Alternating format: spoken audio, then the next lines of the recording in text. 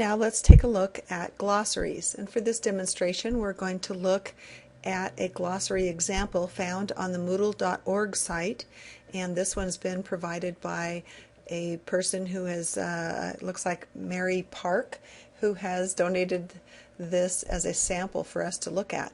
These are a little bit harder programs to find in a free environment. There's some paid subscription type glossary programs, and then there's a few like this that are found in other ways. And this one, of course, can be accessed through your Moodle site if you have one at ISU, and you can load this in as a tool there. Nevertheless, let's go back to looking at the glossary. We've got a glossary here that the topic is glossary ideas. And you can see that the author to this, there's several authors that will be listed here, but they're using the glossary for annotated book reports, biographies, book reviews, collaborative uses like reports and projects, community directories.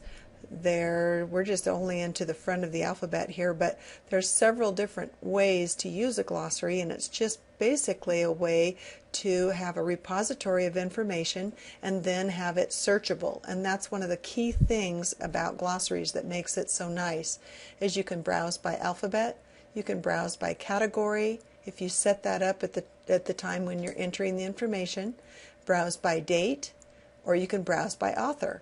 And so that makes it pretty handy if a teacher is looking for the entries by a specific student. They can look that up by the author and understand exactly what the input has been from that one person. So it's a pretty handy tool. And unfortunately, I don't have a lot of other programs to show you about this, but this is a real good example from the Moodle site themselves. And you can see how each person is able to put in a few sentences, a few lines, and that could be bigger.